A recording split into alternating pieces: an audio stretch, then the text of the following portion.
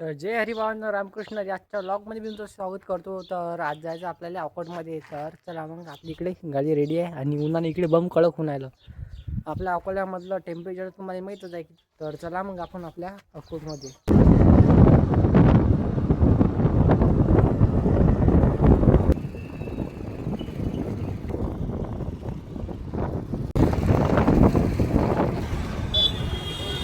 तर आता जो आपल्या ड्रेसच्या दुकानामध्ये, कारण आपण आलो बी त्यासाठी होतो. तर आलो आपण इकडे आपल्या शॉपमध्ये.